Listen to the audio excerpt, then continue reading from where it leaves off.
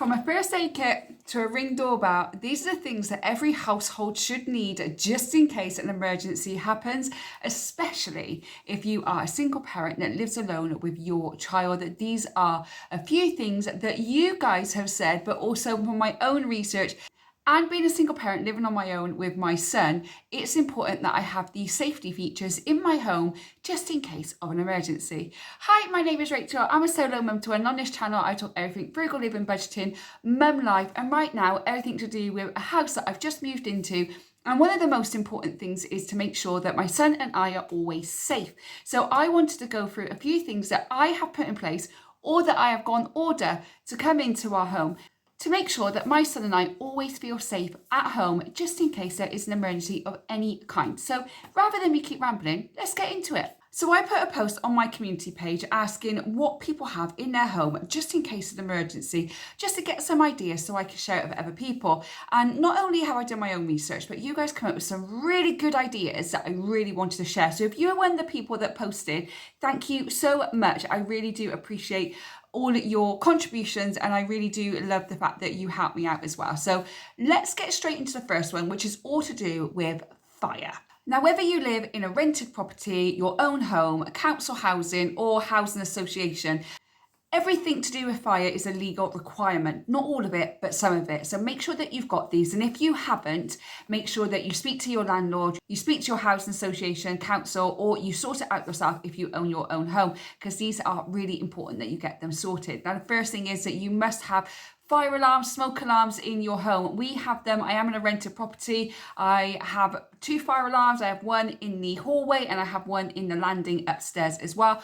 Both are working. I check them every single month just to make sure that they are working okay and no batteries need to be changed. Now, if you don't have them and you own your own home, or you just rather find it easier to do it yourself rather than go anywhere else, which I don't recommend, but if that's what you want to do, usually you can go to your local fire station and they give you some for free, but they're not overly expensive if you want to get them yourself as well. And make sure that you are checking them every single month just to make sure that they are in good working order. Another thing that is a legal requirement is a carbon monoxide alarm as well. Again, this is really important. Ours is in our kitchen.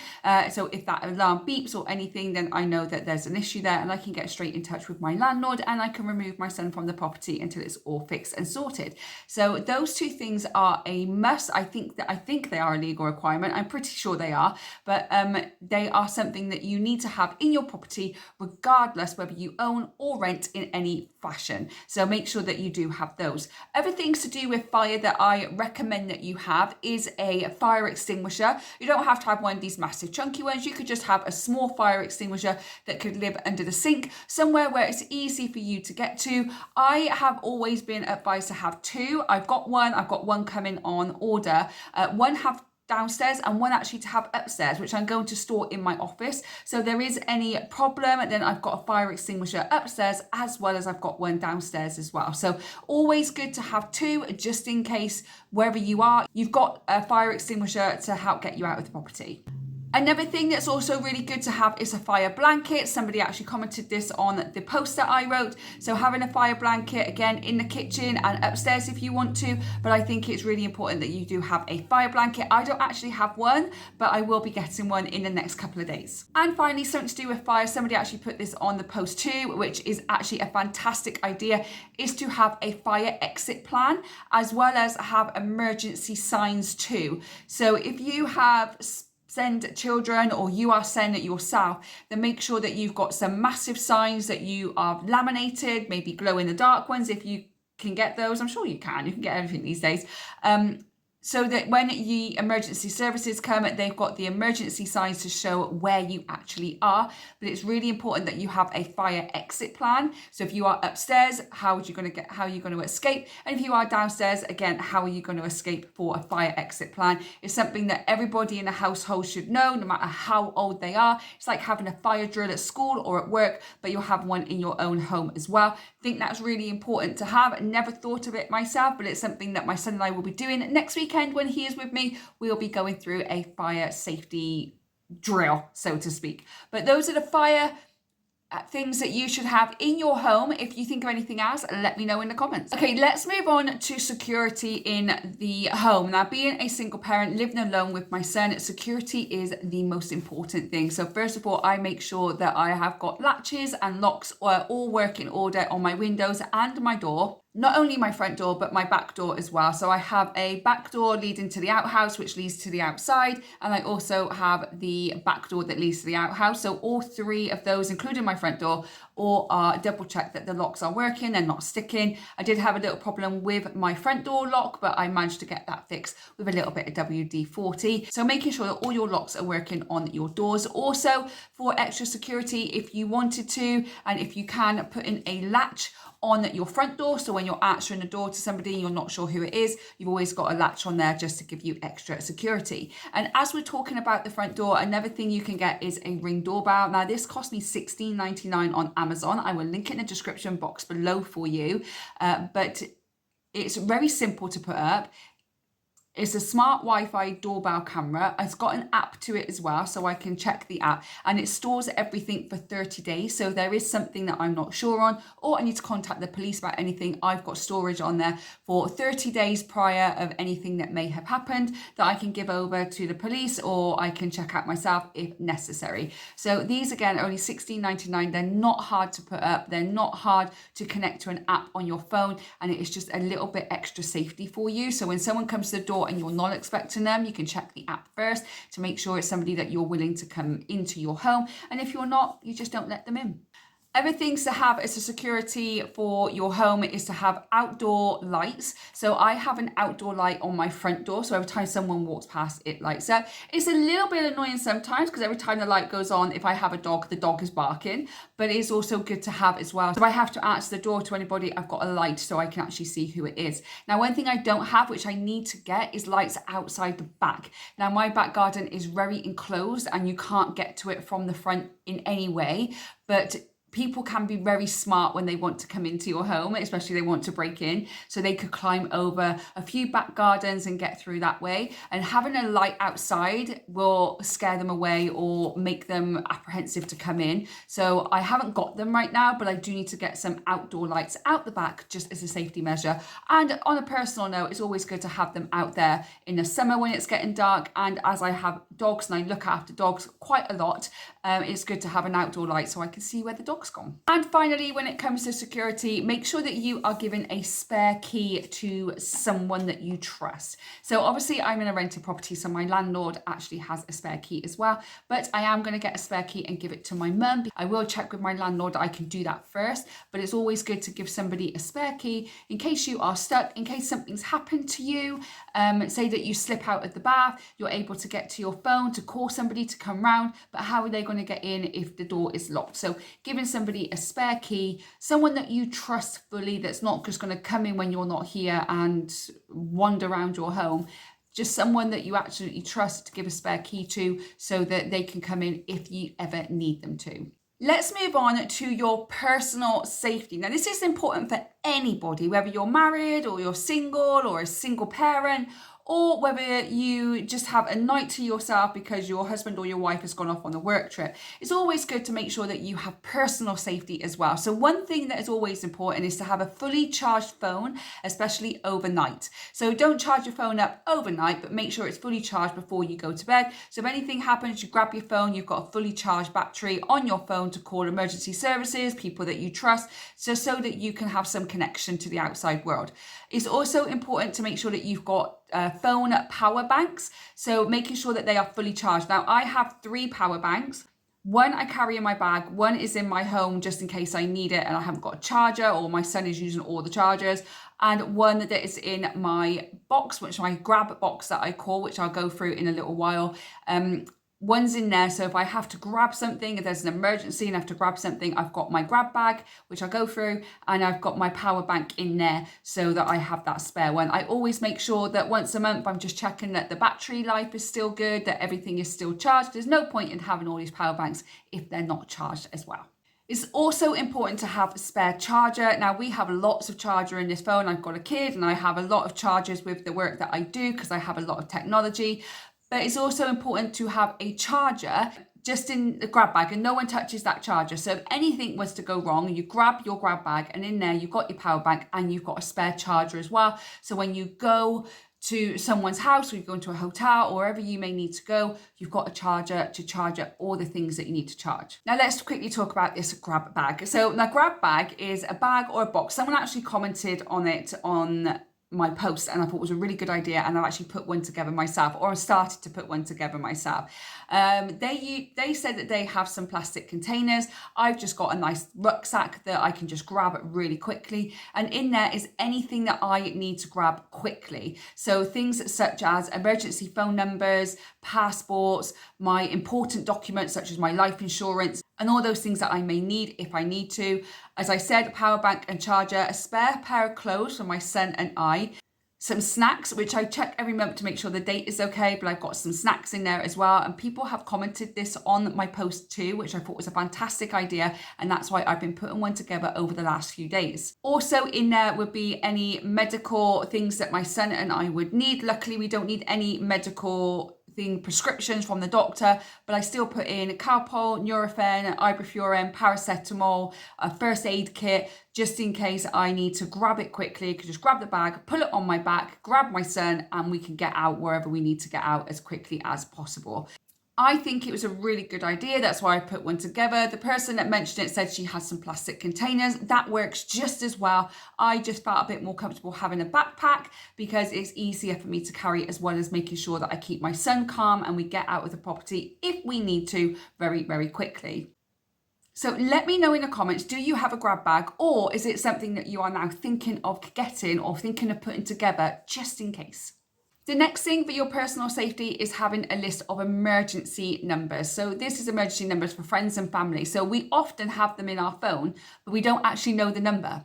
And I find that really interesting. We don't know the number. So I actually bought a little address book, very old fashioned address book. And I wrote in there all the names and numbers of the people that I would need to get in touch with. Also wrote my GP in there. I wrote my son's school number in there as well, just in case I need to get hold of the school if something happens to my phone, or I forget to pick my phone up for any reason. But I do have the numbers in my grab bag. Then at least I've got all the emergency numbers that I need. And I think it's really important that we have those emergency numbers just in case we need to get hold of someone and we don't happen to have our phone with us. However, if you do have your phone with you, it's good to put ICE in your phone. So ICE means in case of emergency. So in case of emergency number that you fully trust. So obviously mine's going to be my mum at the moment. And if anything was to happen to my mum, it would go to my brother, because they're the people that I would reach out to if something was to go wrong. So I have ICE in my phone in case of emergency. So if somebody can get into my phone, then they can ring that person and it is someone close to me that will be able to get to me and get to my son and help us. If you don't have ICE in your phone or ICE in your little address book or your emergency numbers, then I suggest maybe doing that, so that if anybody, a stranger or anybody, comes up to you and tries to help you, if you are in a situation where you need help, then at least they can call the right person. Now, I touched on this a minute ago in my grab bag, but it's really important to have a first aid kit. Now, someone gave me a comment and they have like literally the whole medicine cabinet in their first aid kit, which I think is fantastic. From Ibuprofen, Calpol, Paracetamol, bandages, plasters, Imodium, all sorts of stuff. It was fantastic. I will list a few of the things that they put on their comment as well, so you can have a look in the description box below. But I thought it was a really good idea to have as much as you can. Now, if you do have any prescription medication, it'd be very good to make sure that that is something that you can grab very quickly. Also, maybe good to have a spare pack or spare lot of medication that goes into your grab bag. You can then, when you run out of your medication that you've got, you take the stuff out the grab bag and then you replace the stuff to go back in the grab bag, and therefore you've always got medication whenever you need it. So a lot of people may have some kind of prescription medication. You don't want to be able to have to leave your property or get somewhere safe very quickly and leave your medication behind. If you have it in your grab bag, then at least you know that you've got it there if you need to leave the property for any reason. And two more things that I suggest that you do, as I mentioned before, and this is to do with your child or your children, and I've mentioned this before with the fire, making sure that you have a fire exit plan. That's very, very important. But two things that I have always taught my son is, number one, his full name, his address, and his dad's address as well. Obviously, I'm a co-parent, so therefore I thought it was very important for my son to know where his dad lives, his full address, our full address. He also knows his nanny's full address as well, and he knows his full name and his date of birth and how old he is. He's old enough to know that anyway, but it's very important that he does know that. No matter how old they are, try and get them to remember it and keep repeating it until they do. So if they are lost or they need to get help for you, then they know exactly the addresses they need to go to. So when someone comes to help them, hopefully they are kind, they'll be able to take them back to the address that they're telling them they need to go to, as well as they know their full name and they know their date of birth. So it's very important that they know that information. Another thing that we should teach our children, and one thing that I have been teaching my child over the last few weeks, is how to dial and speak to emergency services. So if anything was to happen to me, because it is just the two of us, what does he do? So first thing he's told to do is try and get out of the house and try and knock on the next door neighbours and try and get them to come and help. If that doesn't work or he can't get out of the house, he's been taught how to use my phone to dial emergency services so that he knows that he has to do that, how to do it, and he knows what to say as well. So he is a little bit older now, so he can understand that a bit more, and it's a little bit harder for younger ones, but I think it's important that we keep repeating it and keep telling them, and hopefully nothing will happen. It's not to scare them, it's a just in case, if anything happens, what do we do, how do we do it? Try and turn it into a game, try and turn it into something fun, but I think it's important that we teach our children that so that they're not panicking, they're not frightened, and they know exactly what to do to get the help as quickly as possible if needed.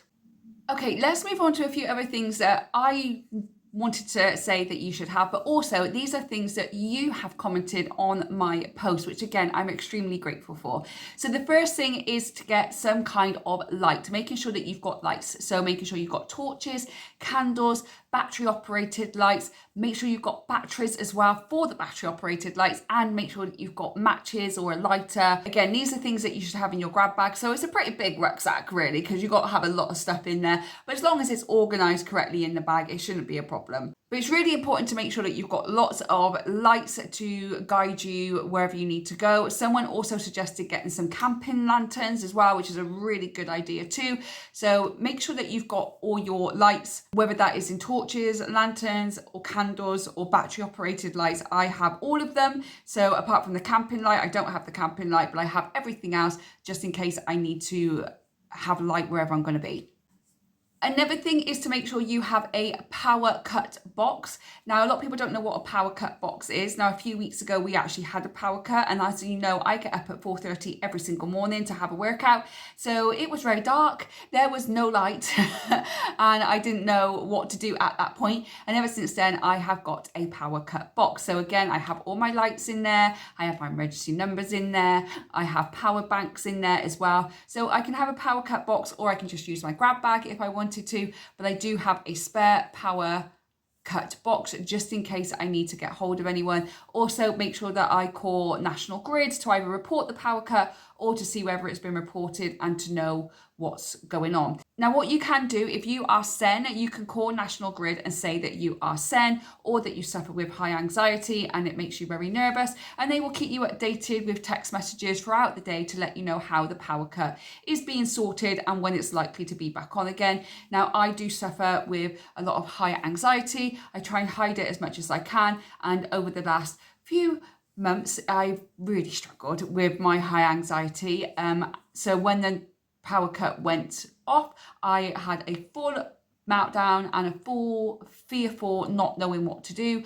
I called my mum. She called the National Grid because I was just not in the place to do it, and then she told them what was going on and they kept me updated throughout the rest of the day. I filled out a form as well to say that I have high anxiety, so anything that ever happens now, they send me a text message and let me know that what's going on, that everything's okay, and that I've got no need to panic. So I feel a little bit better with that. So if you suffer with any depression, anxiety, if you are SEN, then make sure that you contact National Grid and you tell them that so that they can make sure that you are kept updated throughout the day of what is happening and letting you and just reassuring you. Everything you should have in your power cut box, but also this is to have in your grab bag in case of an emergency and you need to grab something. So they're both kind of the same. So you can have two separate ones, a power cut box and a grab bag, or it can all be included as one. So it's up to you what you want to do. But I've already mentioned candles, torches, battery lights, maybe even some glow sticks as well, especially for the kids. So the kids don't have to handle the candles just in case, especially being children, but maybe some glow sticks. They would absolutely love them, and it makes it a fun adventure for them as well to stop them feeling so fearful. Also having extra blankets and a hot water bottle, some extra thick fluffy socks, as well as maybe a woolly hat and gloves as well if it is winter. If it's summer, it might be okay, but it's still nice to keep warm, extra spare pair of clothes like I've said before. You could also get some foil blankets too. They're not overly expensive and you can pick them up on Amazon or some bargain shop, but I will link the ones in Amazon in a description box below for you. Also, make sure, like I've said before, you've got some food. So some food that doesn't need any cooking. So cereal bars, some crisps, some sweets, some crackers, some tinned fruit with a tin opener, unless you've got one of those ring pull things, but make sure you've got a tin opener because there's no point in having tinned fruit if you haven't got a tin opener to open it with. It's like peanut butter, chocolate spread, crackers, and then you've also got fruit shoots or some cartons of juice or bottled water is also really important. If you've got children, it's important to have a colouring book, so you give some kind of activity for them to do or some little travel games that you can put in. Also making sure they've got their comforter as well, so if they have a specific teddy, make sure they take that, but also put in a spare teddy that they can cuddle just in case they need one as well. Making sure you also got your basic first aid kit, you've also got some baby wipes, some hand sanitizer, and maybe even a couple of rolls of toilet paper. And like I said before, making sure you've got your essential medication, especially if it is prescription. And for practical things, it's always good to have some spare cash, whether it's £20 or £10, making sure you've got your spare cash for the car and for your power cut box or your grab bag as well. Also making sure you've got an emergency whistle, so you can make some noise of where you are if you need to be found. And making sure that you have a pen and pencil and some paper, just in case you need to write anything down or you need to make a big sign, then you've got some pen and paper to do so. So with your grab bag or your power cut box, make sure that you've got it in a box or a bag that you can easily grab. It's also labelled, and every single month you're going in and you're checking that everything is in date, everything is charged, and everything is in good working order still. And if you have used anything, making sure that you have restocked it as well. Now, you don't have to go out and buy everything brand new straight away. You can go to bargain stores. You can see what you've already got in your house, especially when it comes to the medical side of things, because I don't know about you, but I've got like 4 bottles of Calpol in this house. So one of them goes straight into the grab bag or the power cut box. So I always make sure that I see what I have first before I go out and buy something. And again, you don't have to go out and buy it all in one go. Every time you go grocery shopping, pick something up. So if you've seen my latest grocery hauls, you see that I pick up some foot warmers. I'll pick a couple more packs up this week to put in my grab bag. Some other things that people have mentioned in the comments on my post were really good, and I would like to share them with you, so hopefully it will help you and give you some ideas. So as someone mentioned before, making sure you've got all your important documents, your life insurance, and you've got your passports and anything else that you feel you need to take with you when it comes to your documents. Now, most things are on email these days, but sometimes there are paper bills and paper documents, so make sure that you've got everything that you need, especially your passports. Now, some people mentioned a lot of camping gear, which I think is really good. Now, I don't camp. I refuse to go camping. It's not something I particularly want to do. Give me a hotel any day. I'd rather do that than go in a tent. And my brother loves camping. I hate it. It's not for me. It's not something I would particularly enjoy very much. But the things that you can get when you are camping is great for an emergency. So someone said to get some camping string and some tarpaulin. I don't know if I've said that. I'm going to write it here because I don't know if I pronounced it correctly, but get some of that as well and some string in case you need to make some kind of shelter overnight. At least you can keep dry. Someone also said if you can afford it, if it is in your budget, if it's not, don't worry, but if it is, or you find one at a good deal, maybe get a solar power generator so that you can charge things up, or you can get a little travel kettle and you can make a cup of tea. And someone actually suggested getting one of the little camping cooker hobs.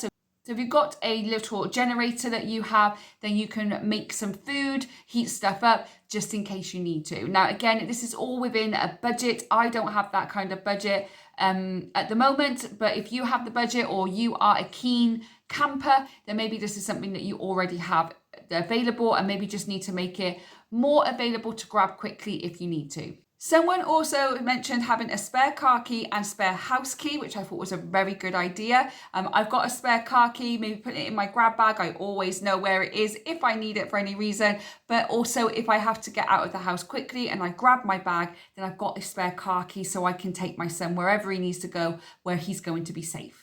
And the final thing that someone mentioned that I haven't already mentioned previously is to get a wind-up radio, which is very old-fashioned, but also a very good idea, so that you can get a wind-up radio and you can listen to that if you need to. Very old school, very 80s, love it. Love the idea of it. My son would have no idea what it is, but having a wind-up radio to have entertainment, to have some white noise in the background, or to listen to anything that you may need to hear in the future. Now, I'm not doing this video to scaremonger you or anything else. It's just a pure safety thing that you could have, especially as a solo mum who lives on her own with her son. I think it's really important to make sure that we are safe in any kind of emergency, in case there's a fire, in case someone breaks in, or anything like that. Now, one thing my dad always taught me, that if I ever live on my own, make sure that I have a bat, some kind of cricket bat or baseball bat upstairs and downstairs, because if somebody breaks in, you've got a bat to at least defend yourself, so that at least I can escape. So he taught me to do that,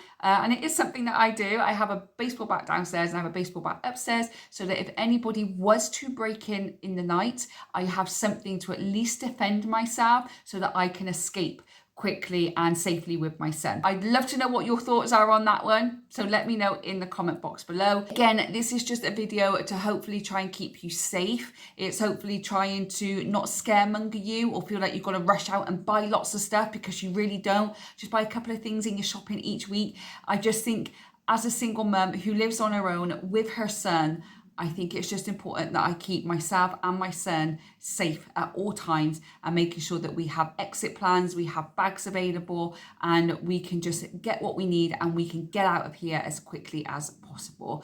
Let me know what you think. If you think of anything else that you should have in a grab bag, a power cut box, or just in general for your own safety, then do let us know in the comment box below, because I think we should all help each other out. And again, if I have scared you or if I've caused any anxiety, I really do apologize, because that's not my intention.